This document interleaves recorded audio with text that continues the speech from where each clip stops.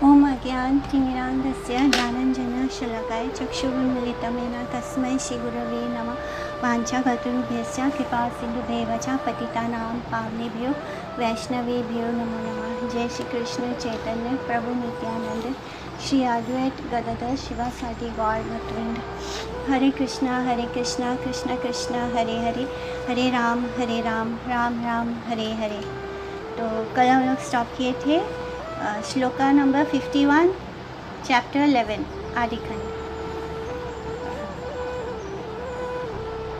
Last shloka था कल का। यही माता रंगा करे विश्वम्भर राय, केता ने जानी ते पारे यदि ना जाना। यानी जब तक श्री विश्वम्भर राय अनेक खुद न चाहें, स्वयं को प्रकाशित ना करें, तब तक कोई भी उनको नहीं जान सकता है। ही नामथे भक्तगण नदी आए वैशे, सकल नदियम तधन पुत्र रसे। तो इस प्रकार सब भक्त नवद्वीप में अवस्थान कर रहे थे और इधर सब नदियावासी धन और पुत्र के रस में मत्त थे। और मैंने जो नादियावासी थे वो तो अपने धन और अपने पुत्र में ही, घर दार में ही लगे हुए थे, उनको मैंने मटेरियल वर्ल्ड में ही खोए हुए थे। और जो भक्त लोग थे वो एक एक करके वहाँ पर आ रहे थे। सुने लई कीर्तन करे परिहास, केहा बोले सब पेट पुशिवार आश। तो वे लोग कीर्तन सुनते ही परिहास किया करते। कोई कहता यह पेट पालने का धंधा है। तो इस तरह वो लोग भक्तों का मजाक बनाते, उनके कीर्तन का मजाक बनाते। मैंने जो खुद जैसा होता है वो सामने वाले को वैसा ही देखता है। अगर हम मटेरियलिस्टिक हैं तो हमें भक्ति भी मटेरियल ही लगेगा, हमें यही लगेगा। जैसे हम काम करके पैसे कमाते हैं, वैसे ये लोग कीर्तन करके या मंदिर खोल के या मठ बनाकर ये सब करके ये लोग क्या कर रहे हैं, पैसे कमा रहे हैं। तो उनके लिए जो हम जैसे होते हैं, हमें सामने वाला भी वैसा ही नज़र आता है। तो वही होता है। इसलिए वो सारे लोग क्या कहते थे कि ये कीर्तन सुनते ही क्या करते, उनका परिहास मजाक बनाते और कहते हैं कि ये पेट पालने का धंधा है। केहा बोले ज्ञान योग एड़िया विचार, उद्धे तेर प्राय नृत्य एको न व्यवहार। तो कोई कहता कि ज्ञान योग संबंधी विचार को छोड़कर इनका उद्धतों की भांति नाचना गाना ये कौन सा आचरण है। तो उनको सिर्फ ज्ञान योग यानी शास्त्रों को अध्ययन करके उसको बाहर कर लिया था। यानी शास्त्र में कौन सा क्या है वो सब उनको पता था, लेकिन ये नहीं पता था कि इस शास्त्र का जो लक्ष्य है वो है कृष्ण भक्ति। वो नहीं पता था। तो उनको लग रहा था कि ये लोग ज्ञान योग संबंधी विचार को छोड़कर ये जो नाचते गाते हैं ये कौन सा आचरण है, यानी ये सब गलत है। उनको भक्त लोग जो भगवान के लिए नाचते गाते हैं ये सब उनको गलत लगता था। निर्भेद ब्रह्म अनुसंधान को ज्ञान कहते हैं। यानी जो निराकार ब्रह्म को मानते हैं वो ज्ञानी लोगों का निराकार ब्रह्म को ही वो ज्ञान मानते हैं।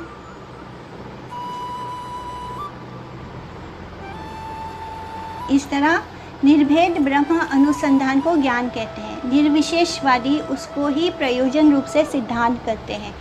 कृष्ण विमुख बद्ध जीवों की इंद्रियों के तर्पण योग्य वस्तु या व्यापार ही विषय नाम से कथित है। उस प्रकार के विषयों से निवृत्ति या चित्तवृत्ति निरोध का नाम ही योग है।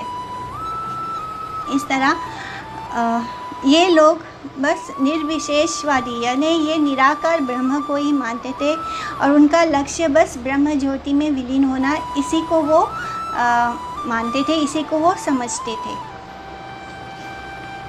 कृष्ण विमुख थे वो सारे। निर्विशेष मतावलंबी व्यक्ति ब्रह्म साम्राज्य और ईश्वर सायुज्य को ही जीवों का शेष प्रयोजन मानता है। यानी उनका एकमात्र लक्ष्य यही था कि ब्रह्म में समा जाना, यानी ईश्वर के साथ एकात्म हो जाना, यही उनके जीवन का प्रयोजन था। यानी भक्ति, उनके लिए भगवान की भक्ति का मतलब यही था। उनकी साधन प्रक्रिया भी निर्विशेष वेदांत एवं अष्टांग योग शास्त्र आदि में ही आबद्ध है। भागवत भक्ति कभी भी उस प्रकार है और अनुपादेय अनित्य केतव प्रसव नहीं करती है। सेवोन्मुख व्यक्तियों में जो चांचल्य परिदृष्ट होता है वह कोई भी इंद्रिय तर्पण के उद्देश्य नहीं है, किंतु निर्विशेष ज्ञानी या योगी संप्रदाय अपने संकीर्ण दोनों अधिकारों में अवस्थित रहकर भगवत भक्त की चेष्टा समझने में असमर्थ है। तो ऐसे जो निर्विशेष का जो निराकार को ही मानते हैं, जो कहते हैं कि भगवान का कोई रूप नहीं है, ऐसे लोग जो होते हैं, ऐसे ज्ञानी लोग जो होते हैं, वो जो भक्त जो कर रहा है उसको वो उसका नहीं समझ पाते, वो उनका प्रयोजन नहीं जानते। भक्ति में हाँ, भक्त जो हंसता है, गाता है, नाचता है, उनको वो मटेरियलिस्टिक लगता है, उनको लगता है ये सब क्या बेकार की चीज़ें कर रहे हैं। तो इसलिए वो लोग भक्त के हाव भाव को नहीं जान पाते, उसको नहीं समझ पाते।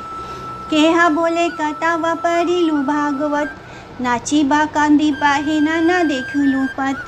तो कोई कहता हमने भागवत को कितनी बार पढ़ा, लेकिन उसमें नाचने रोने का कोई विषय नहीं देखा।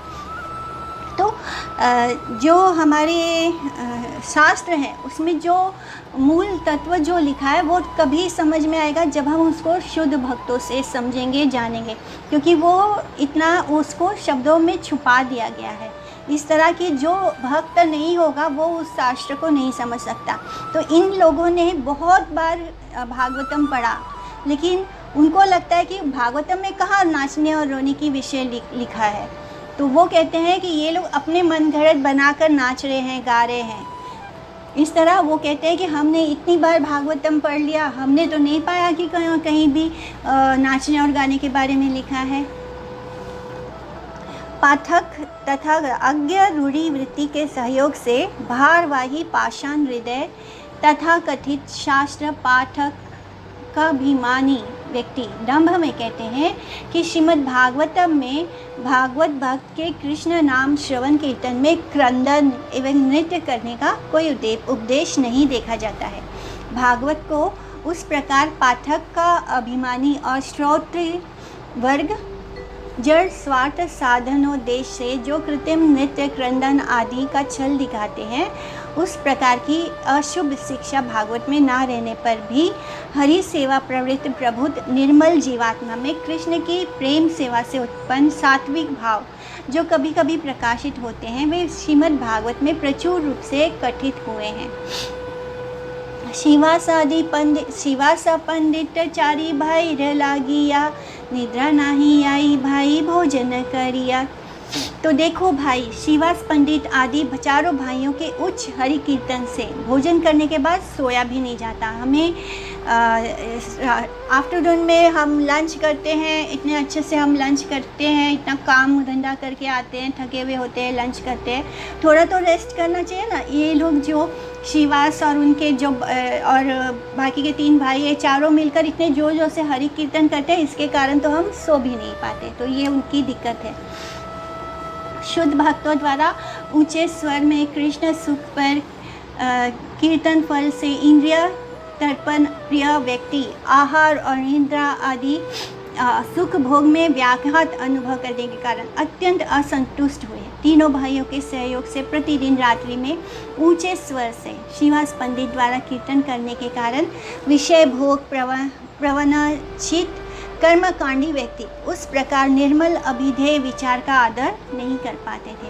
वो नहीं समझ पाते थे कि शिवास पंडित और उनके भाई जो उच्च स्वर में कीर्तन कर रहे हैं, इससे उनका ही भला होगा, वो सबका भला चाहते हैं। वो क्या कहते थे कि इनसे हमें डिस्टर्ब हो रहा है। धीरे धीरे कृष्ण बलि ले की पुण्य नहीं, नाची ले गाई ले डाक छाड़ी ले की है। तो धीरे धीरे कृष्ण कहने से क्या पुण्य नहीं होता, नाचने गाने एवं उच्च स्वर से पुकारने से ये क्या पुण्य होता है।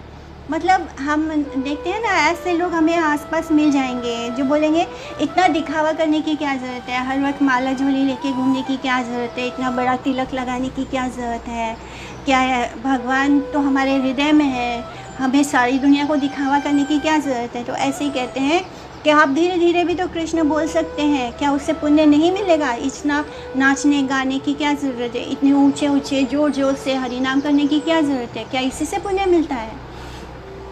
इस तरह जो कर्मकांडी होते हैं, जो अपनी इंद्रियों की तृप्ति के लिए कर्म करते हैं, वो लोगों को ये शिकायत हो रही थी श्रीवास पंडित से कि ऐसे करने की क्या ज़रूरत है, इतना जोर जोर से हरि नाम करने की क्या ज़रूरत, क्या धीरे धीरे कृष्ण नाम नहीं लिया जा सकता। एही मता यथा पाप पाषंडीरा गना, देखी ले ही वैष्णवेरा करे कुकथना। तो इस प्रकार जितने पापी और पाषंडी थे वे किसी वैष्णव को देखते ही कटु वाक्य कहने लग जाते। सुनिया वैष्णव सब महा दुख पाए, कृष्ण बलि सबे कांदीरा उधराय। कता दीने ए सब दुखेरा हवे नाश, जगत तेरा कृष्ण चंद्र कर रहा प्रकाश। तो उनकी बातों को सुनकर सभी वैष्णव महा दुख पाते और सभी कृष्ण कृष्ण कहकर ऊंचे स्वर से क्रंदन करने लगते और प्रार्थना करते कि हे कृष्ण चंद्र, कितने दिन में हमारा ये दुख दूर होगा और कब आप इस संसार में प्रकट होंगे। तो इस तरह सभी वैष्णव कर्मी ज्ञानी और अन्य अभिलाषियों के कुबुद्धि दूषित वाक्य आदि सुनकर उनकी दुर्दशा देखकर हृदय में अत्यंत दुख पाते थे, अनुभव करते थे एवं हृदय की आरती के साथ बहुत ही हृदय से करुण स्वर से भगवान के निकट उनकी नित्य मंगल कामना की इच्छा से ये सब दुख की कथा विज्ञापित करते थे, भगवान को बोलते थे। इस प्रकार चिंता करते हुए वे आशा करते थे कि कब प्रपंच में परम सत्य वस्तु कृष्ण का प्रकाश देख सकेंगे। कृष्ण का आविर्भाव होने से ही जगत का तमो रूप सब कल्मशा विनष्ट होगा, यही विचार करके वे उत्साहित होते थे। तो उन सब को कृष्ण के आने का इंतज़ार था। उनको नहीं पता था कि कृष्ण तो आ चुके हैं गौर हरि के रूप में, क्योंकि जब तक गौर हरि ना चाहे तब तक किसी के सामने उनका जो तत्व है वो प्रकाशित नहीं होगा। इसलिए ये सभी लोग करुण हृदय से भगवान की प्रार्थना करते थे। सकल वैष्णव मिली अद्वैते रास्थाने, पाषंडीरा वचन करे ना निवेदने। तो सभी वैष्णव मिलकर अद्वैत प्रभु के घर जाकर उन पाषंडियों के वाक्यों से हुआ दुख निवेदन करते थे। भागवत सेवा विमुख, भागवत लीला विलास विरोधी व्यक्ति ही पाषंडी हैं। तो ये पाषंडी का डेफिनेशन है कि जो भागवत सेवा से विमुख है, जो भगवान की कोई सेवा नहीं करता, जिसको भागवत लीला विलास विरोधी व्यक्ति, यानी उसको भागवत लीला में कोई विलास नहीं मिलता, उसको कोई आनंद नहीं प्राप्त होता भगवान की कथा में, लीला में, उनके नाम कीर्तन में, उनकी सेवा में, ऐसे विरोधी व्यक्तियों को ही पाषंडी कहते हैं। इस प्रकार के पाषंडियों का व्यवहार और उक्ति वैष्णवों के प्रति विद्वेषपूर्ण थी। श्री अद्वैत प्रभु को उस समय नवद्वीप के वैष्णवों में सर्वप्रधान जानकर सभी वैष्णवों ने उनके निकट वैष्णव विद्वेषियों की पाषंडिता का ज्ञापन किया था। यानी वो सब उनके पास जाकर बताते थे कि कैसे ये कर्मकांडी लोग वैष्णवों को ट्रीट करते हैं। शून्य अद्वैत हया रुद्र अवतार, संहारी मुँह सबा बलि कराए हुंकार। तो ये सब वाक्य सुनकर अद्वैत प्रभु रुद्र रूप धारण कर लेते थे, क्रोधित हो जाते थे और सब पाषांडियों का संहार करूंगा ऐसे कहकर हुंकार करते थे। जोर जोर से वो हुंकार करते हुए बोलते थे कि मैं इन सब का संहार कर दूंगा। श्री अद्वैत प्रभु ने विश्व वैष्णव राज सभा के पात्र राज रूप में विद्वेषी पाषांडियों के कटु वाक्य सुनकर अत्यंत क्रोध प्रकाश करते हुए ऊंचे स्वर से कहा कि मैं सबका ही संहार करूंगा। वैष्णव आचार्य रूप में उनके इस क्रोध को जो सब स्व अल्प बुद्धि अनभिज्ञ वैष्णव विद्वेषी गण अपने इंद्रिय तर्पण व्याघात जनित क्रोध के साथ सम या तुल्य ज्ञान करते हैं, उनका नरकवास निश्चित और अवश्य भावी है। तो जब अद्वैत प्रभु इस तरह क्रोधित होकर बोलते हैं कि मैं सभी वैष्णवों का मतलब मैं सभी पाषांडियों को विनाश करूंगा, और कोई अगर ये सोचता है कि ये भी ऐसे अहंकारवश होकर ऐसे बोल रहे हैं तो इसका मतलब उसके पास बुद्धि नहीं है। ऐसे व्यक्तियों को निश्चित ही नरकवास प्राप्त होगा। आसीते छे एई मोरा प्रभु चक्रधर, देखी वाकी हया एई ना दिया भीतरा।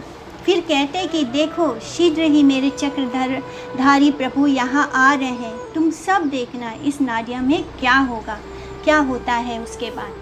श्री अद्वैत प्रभु उच्च स्वर में प्रतिकार प्रार्थी वैष्णव को कहने लगे कि उनके सेव्य सुदर्शन चक्रधारी विष्णु नवद्वीप में शुभ आगमन कर रहे हैं, उनके द्वारा ही मूर्ख व्यक्तियों की अनभिज्ञता दूर होगी। जाई मूस कृष्ण सर्वनयन गोचर, तबे से अद्वैत नाम कृष्णेरा किंकरा। मैं श्री कृष्ण को सबके नयन गोचर कराऊंगा, यानी मैं सबके सामने लेकर आऊँगा, सब उनके दर्शन पा सकेंगे। तो इस तरह मैं उनके नयन गोचर कराऊंगा, तभी कृष्णदास मेरा अद्वैत नाम सार्थक होगा। जब तक मैं कृष्ण को तुम सबके सामने नहीं ले पाऊँगा, वरना मेरा जो नाम अद्वैत है वो सार्थक नहीं है। हाँ, जिसे हम बोलते हैं ना कि नहीं तो मेरा ये नाम नहीं, तो वैसे ही वो बोल रहे हैं कि मैं कृष्णदास, मेरा अद्वैत नाम तभी सार्थक होगा जब मैं कृष्ण को आप सबके सामने लेकर आऊँगा। कृष्ण से कृष्ण भक्त अभिन्न है और कृष्ण वस्तु की अद्वैता निबंधन अभेदान से विष्णु का विलास विग्रह अंश समूह उनके सहित अभिन्न है। भेदांत से सब जीव अचित्य भेदाभेद तत्व से में अवस्थित है, जिससे आचार्य प्रभु को अद्वैत संज्ञा धारण करनी पड़ी है। नित्य शुद्ध सनातन अचिंत्य भेदाभेद विचार पूर्व काल में साधारण भाषा में शुद्ध अद्वैत नाम से परिचित था। उसी ने ही बौधायनादि ऋषिकुल सम्मत श्री रामानुज व्याख्या में विशिष्टाद्वैत नाम धारण किया है। वास्तव में वह भी विशेष विचार से अचिंत्य भेदाभेद विचार का ही आंशिक प्रकाश है।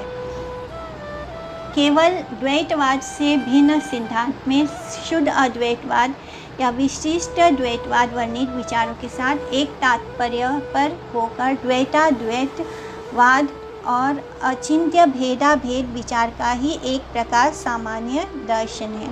तो अचिंत्य भेदाभेद विचार क्या है कि हम भगवान के जैसे ही हैं, यानी हम एक ही हैं। वो कैसे कि हम क्वालिटी में भगवान के अंश होने के कारण हम भगवान के जैसे ही हैं। और भेद क्या है कि भगवान हम क्वांटिटी में भगवान के जैसे नहीं है, मतलब द्वैतवाद हो गया, अचिंत्य भेदाभेद विचार हो गया। तो केवल द्वैती के साथ स्पष्ट या प्रकाश भेदस्पान युक्त शुद्ध द्वैत विचार भी अचिंत्य भेदाभेद के ही प्रारंभिक विचार के रूप में कथित है।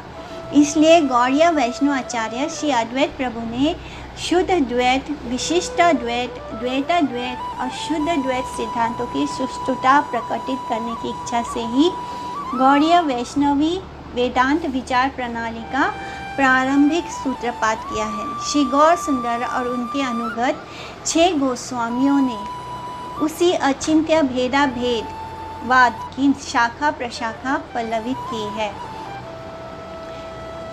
जो हम अचिंत्य भेदाभेदवाद को स्वीकार करते हैं, ये श्री अद्वैत आचार्य ने ही इसकी शुरुआत की है, तो उसी को हम सब आगे बढ़ा रहे हैं।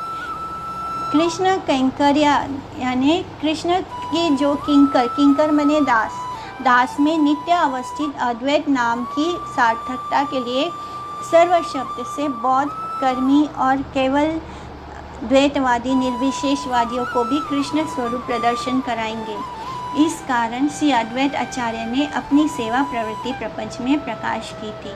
तो यहाँ पर जब वो कहते हैं ना कि मैं सबके नयन गोचर कराऊंगा, मतलब वो लोग जो ये सोचते हैं कि भगवान का कोई रूप नहीं है, जो निर्विशेषवादी हैं, जो ये सोचते हैं कि भगवान सिर्फ एक ब्रह्म ज्योति है जिसमें उनको विलीन होना है, तो मैं उन सब के सामने भी कृष्ण का स्वरूप प्रकाशित कराऊंगा, ऐसा उन्होंने बोला। तो इस तरह इसके बिना आचार्य की कृष्ण सेवा बिना किंकर का अन्य कोई भी विचार नहीं होता। तो जो भगवान का दास होता है उसके लिए भगवान की सेवा के अलावा और कोई भी विचार नहीं होता। उसके अंदर कोई अहंकारवश उन्होंने ऐसा नहीं बोला था कि मैं भगवान को आपके सामने लेकर आऊँगा। उनको सभी प्रकार की क्रिया ही कृष्ण सुख तात्पर्यमय होती है, यानी वो जो कुछ भी करते हैं, जो चीज़ भी देखते हैं, वो सब कृष्ण के सुख के लिए होता है। जगत के सभी लोग ही भागवत भक्ति में प्रतिष्ठित हों, यानी सब कोई कृष्ण भक्त बन जाए, सबको भागवत भक्ति प्राप्त हो, इसके बिना आचार्य को अन्य कोई चिंता नहीं। तो जो आचार्य होते हैं उनको इसके अलावा उनकी और कोई चिंता नहीं होती। कर्म मिश्रा भक्ति कर्म गंध शून्य रूप से परिणित होने पर केवल भक्ति रूप से पर्यावसित होती है। उसी समय प्रापंचिक विचार से उत्पन्न भेद प्रतीति दूरीभूत होकर भागवत सेवक के चिन्मय भेद प्रतीति उदित होती है। इस तरह जो भक्त है उसका केवल एक ही लक्ष्य होता है कि वो सबको कृष्ण भक्त होते हुए देख पाए। भक्तों को प्रबोध और उत्साह प्रदान। आर दिन कथा गिया था का भाई सब एथाई देखी वह सब कृष्ण अनुभवा। तो हे सब भाइयों सुनो, अब और मन में दुख ना पाओ, तुम सब यहीं श्री कृष्ण का अनुभव करोगे। यहीं नाडिया में सबको कृष्ण का अनुभव होगा। श्री अद्वैत आचार्य ने कहा कि हे भक्ति प्रार्थी वर्ग यानी हे वैष्णव, तुम कुछ दिन और अपेक्षा करो और थोड़ा सा इंतज़ार करो। अंतर और बाहर में आप यहीं कृष्ण का अनुभव करोगे। आप लोगों के भजन प्रभाव से गोपी रमन श्री कृष्ण स्वयं आप लोगों के बीच में श्री गौर सुंदर मूर्ति प्रकटित कराएंगे। उनकी सेवा के द्वारा ही कृष्ण सेवा की सुष्ठुता प्राप्त होगी। इसके द्वारा श्री अद्वैत प्रभु की उक्ति में गोपी छाड़ी गौरांगा नागरीवाद प्रचारित नहीं हुआ है।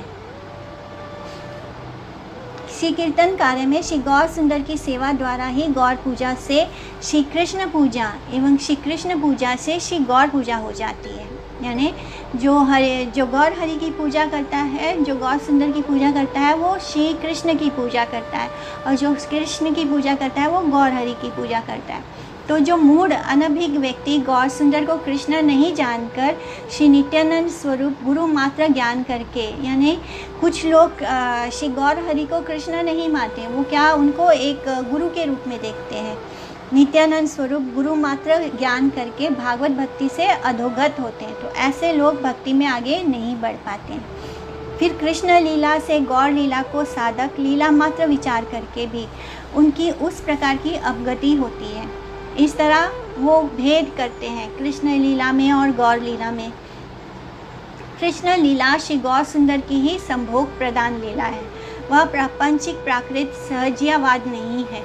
श्री गौर लीला में श्री कृष्ण लीला से जड़ विलास सैवेद चित्रवत पृथक बुद्धि करने पर साधक अपने स्थान से पतित होकर मायाबद्ध जीव हो जाते हैं। तो जो श्री गौरांग महाप्रभु और श्री कृष्ण में भेद करते हैं, उनकी लीला को अलग अलग करके देखते हैं, मटेरियल बुद्धि से देखते हैं, ऐसे लोग जो होते हैं वो धीरे धीरे मायावादी हो जाते हैं, मायाबद्ध जीव हो जाते हैं, माया के अधीन हो जाते हैं। तब उनका कृष्ण भजन दूरीभूत होकर माया प्रसूत काल्पनिक गौर भोग में कुप्रवृत्ति देखी जाती है। शुद्ध गौर भक्त इस प्रकार शाक्तय मतवादी माया सेवक गौर भक्त ब्रुवा व्यक्तियों का संग नहीं करते। तो जो शुद्ध भक्त होते हैं वो मायावादी व्यक्तियों का संग नहीं करते। शुद्ध भक्त के विचार से जो बाउल सहजिया गौर नागरी आदि त्रयोदश प्रकार के वैष्णव ब्रुवा उप संप्रदायों में ही विध भक्ति प्रबल है, उन लोगों का दुसंग वर्जन, माने ऐसे लोगों का हमें संग नहीं करना है। जो सहजिया होते हैं, जो सिर्फ ऊपर से दिखावा करते हैं भक्त होने का,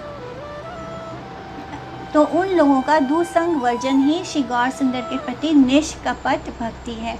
तो जब हम ऐसे गलत लोगों का संग नहीं करते, तभी वही उसी चीज़ को भगवान गौर सुंदर के प्रति निष्कपट भक्ति कहते हैं। जीव के हृदय में जब तक कृष्ण सेवा प्रवृत्ति उदित ना हो, जब तक हमारे हृदय में कृष्ण के प्रति सेवा की प्रवृत्ति नहीं आती है, उसी आवरण से उन्मुक्त होने पर कुछ दिनों के बाद ही श्री अद्वैत प्रभु के अनुगत्य में श्री गौर सुंदर के दर्शन का सौभाग्य प्राप्त होता है।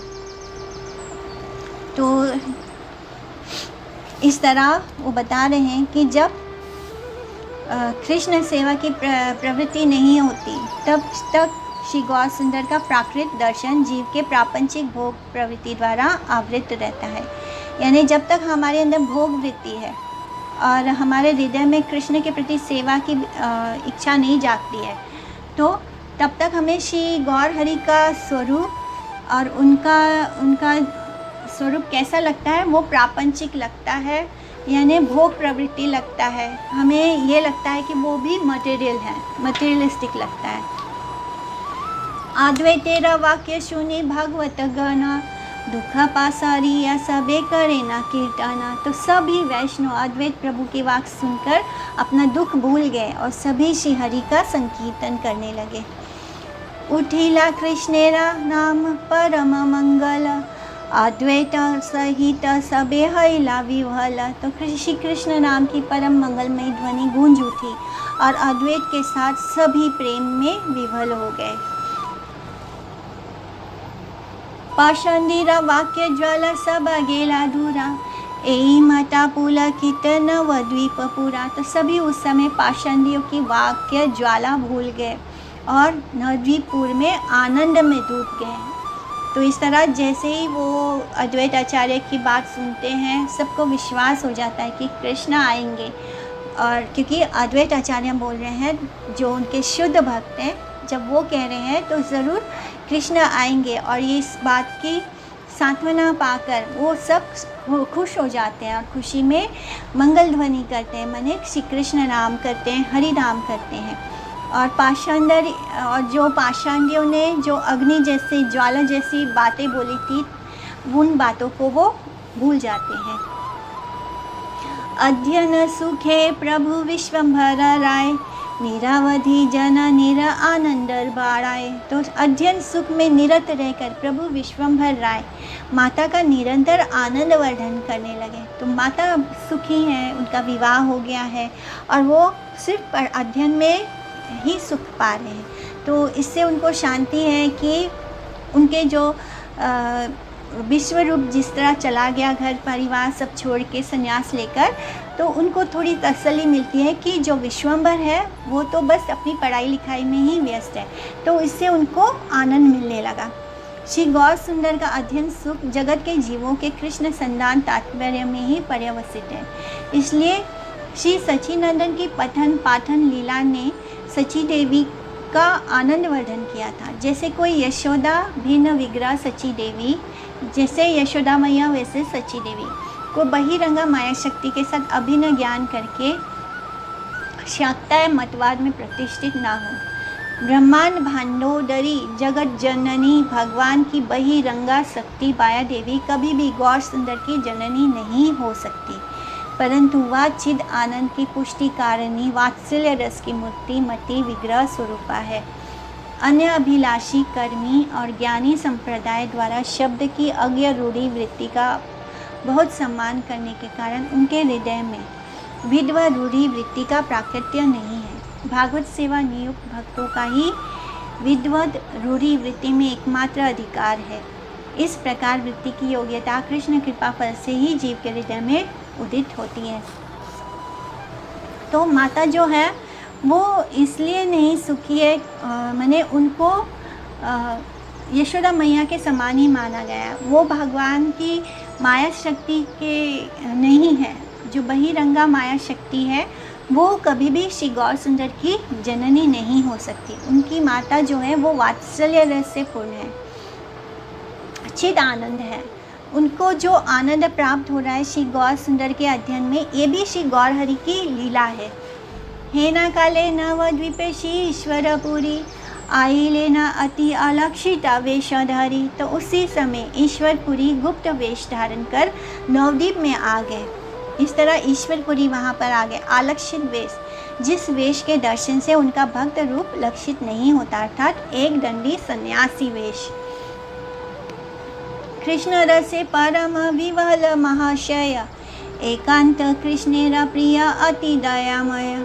तो ईश्वरपुरी कृष्ण रस में परम विभोर रहते थे एवं श्री कृष्ण के एकांत प्रिय भक्त और परम दयामय थे।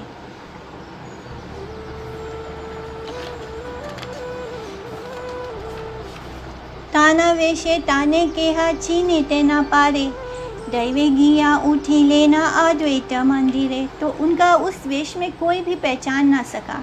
वे दैव से अद्वैत प्रभु के घर पहुंच गए।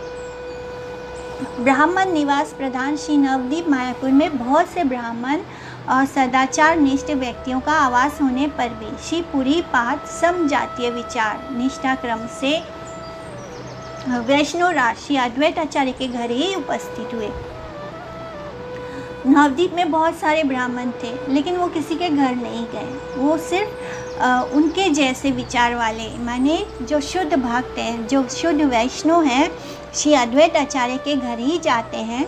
ईश्वरपुरी ने एक दंड सन्यासी का वेश धरा था। एक दंड सन्यासी जो होते हैं वो मायावादी विचार के होते हैं।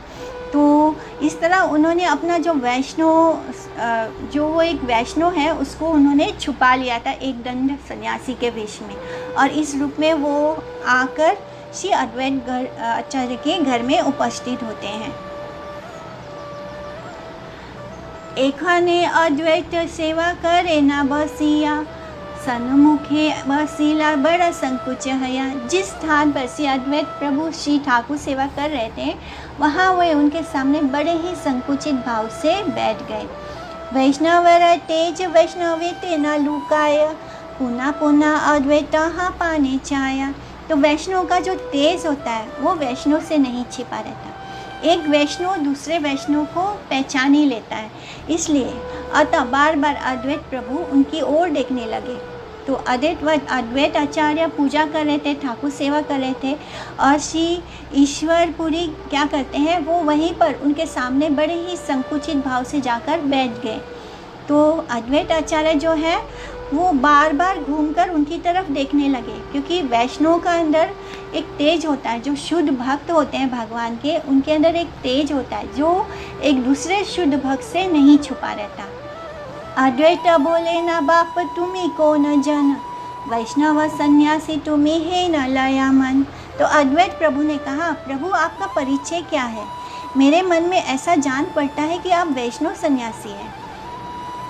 तो वैष्णव सन्यासी कर्मी सन्यासी त्रिदंड ग्रहण करके स्मृति शास्त्र कथित यति विधान का पालन करते हैं, अर्थात अकेले ही विचरण करते हैं। ज्ञानी सन्यासी एक दंड ग्रहण पूर्वक वेदांतवादी शास्त्र के अनुशीलन से शम दम तितिक्षा आदि 6 साधनों का फल प्राप्त करते हैं।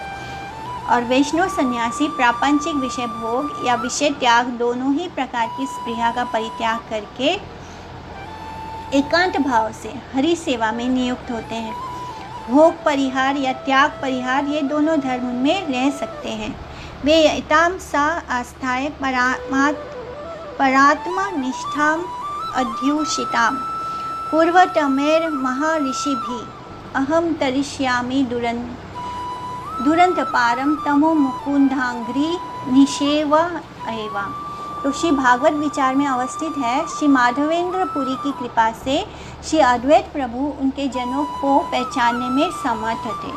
माधवेंद्र पुरी के शिष्य रूप से आचार्य प्रभु ने गृहस्थ भक्त एवं ईश्वरपुरी पाद ने त्याक्त गृह वैष्णव सन्यासी की लीला प्रदर्शित की थी।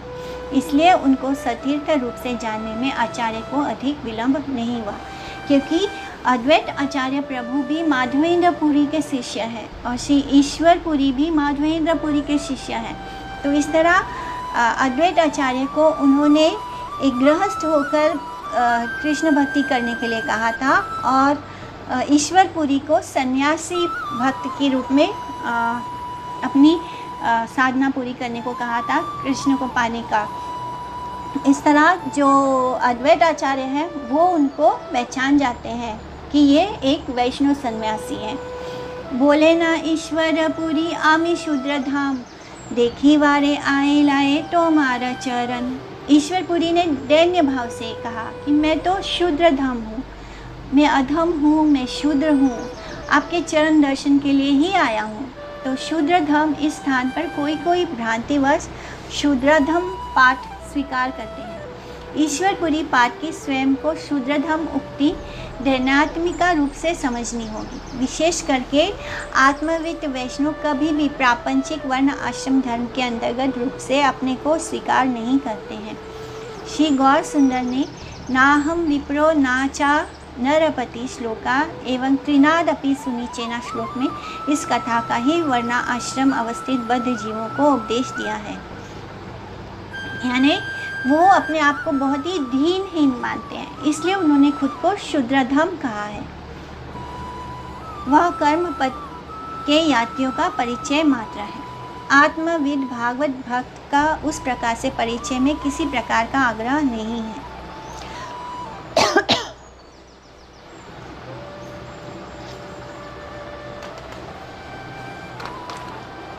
जो श्री चैतन्य महाप्रभु की टीचिंग्स है कि त्रिनाद अपि सुनीचेना, तो उसमें हम क्या सीखते हैं कि एक भक्त को बहुत ही एक घास के तिनके के समान, इनके से भी ज़्यादा विनम्र होना है और एक पेड़ जो है उससे भी ज़्यादा सहिष्णुता हो रखनी चाहिए। तो इसी तरह दीनहीन होकर ईश्वरपुरी ने अपने आप को शूद्रधम कहा है।